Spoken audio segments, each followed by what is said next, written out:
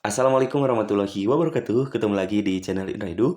Nah, dalam kesempatan kali ini kita akan belajar bersama, yaitu membahas rangkuman materi ilmu pengetahuan sosial kelas 8, kurikulum merdeka semester 2.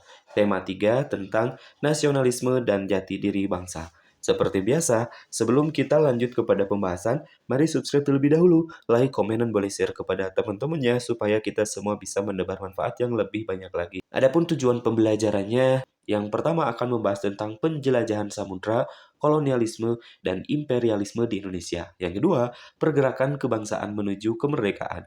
Yang ketiga, pemerataan pembangunan, serta pembahasan yang keempat adalah konflik dan integrasi.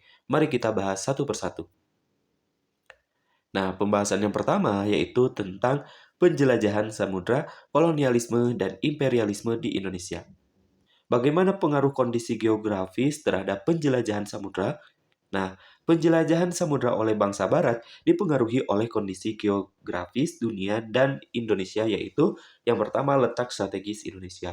Indonesia terletak di antara dua benua dan dua samudra, di mana terletak di benua Asia dan benua Australia, serta Samudra Hindia dan Samudra Pasifik. Lalu, selain terletak di antara dua benua dan dua samudra, Indonesia menjadi jalur pelayaran dan perdagangan internasional serta kapal-kapal dagang Eropa singgah di wilayah Nusantara. Kekayaan alam Indonesia merupakan salah satu pengaruh kondisi geografis terhadap penjelajahan samudra. Nah, Indonesia tentunya dikenal sebagai penghasil rempah-rempah dunia. Salah satu contohnya pala, cengkeh, dan lada.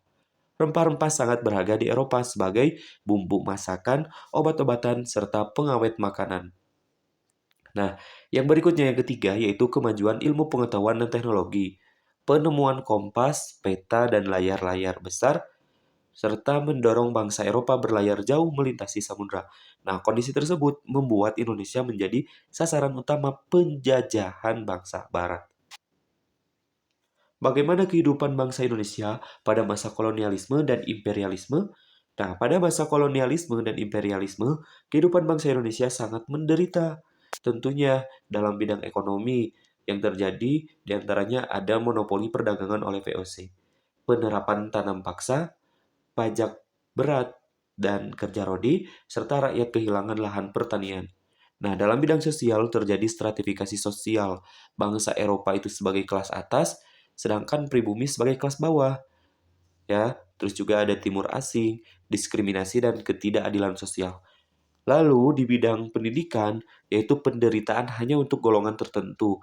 Rakyat pribumi sulit mengakses pendidikan, namun muncul golongan terpelajar yang memimpin gerakan nasional.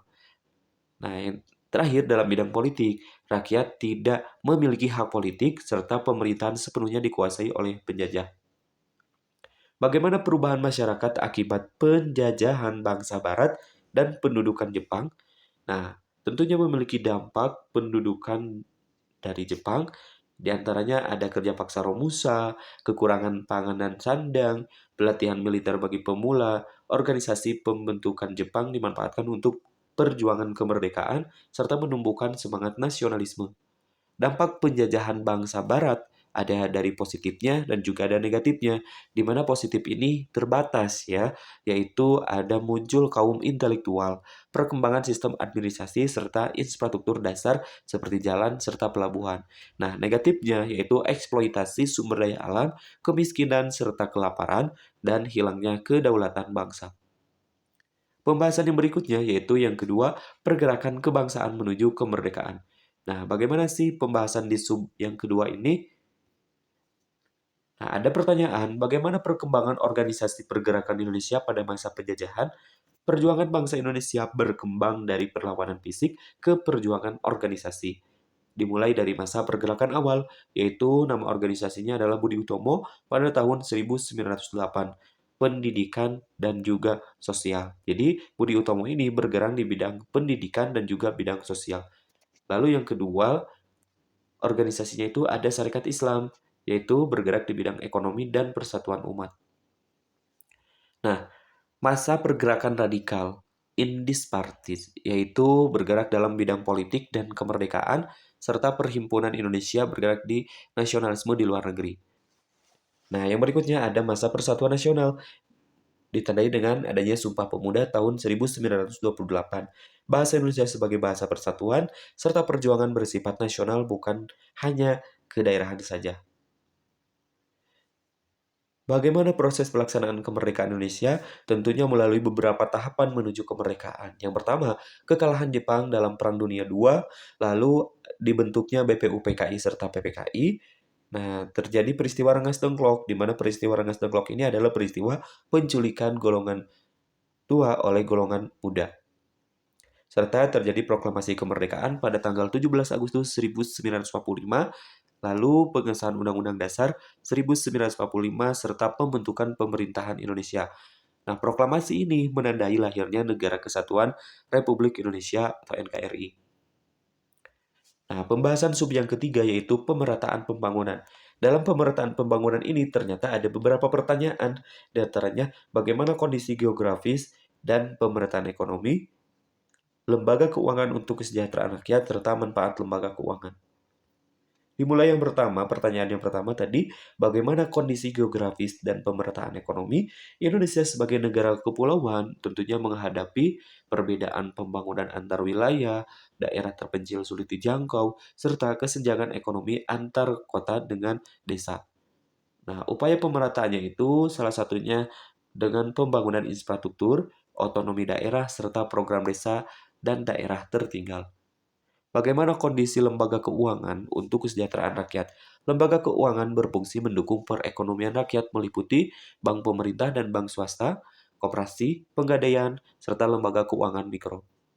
Apa saja sih manfaat lembaga keuangan dalam pemerataan pembangunan? Di antaranya memberi modal usaha, meningkatkan aktivitas ekonomi, membantu masyarakat menabung, mengurangi kesenjangan sosial, meningkatkan kesejahteraan rakyat.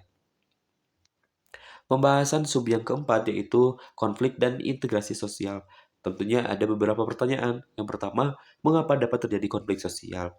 Bagaimana dampak dan penanganan konflik sosial? Serta bagaimana cara mewujudkan integrasi sosial?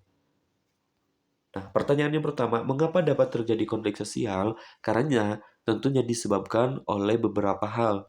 Di antaranya, konflik sosial terjadi karena perbedaan kepentingan, ketimpangan ekonomi, perbedaan suku, budaya dan agama, serta kurangnya toleransi dan kesalahpahaman komunikasi. Bagaimana dampak dan penanganan konflik sosial?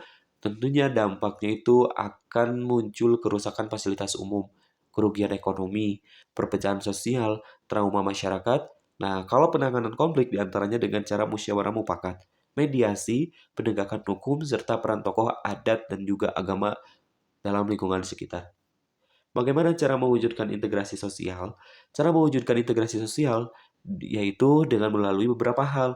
Yang pertama, sikap toleransi, gotong royong, menghargai perbedaan, menjunjung nilai Pancasila, keadilan sosial bagi seluruh rakyat.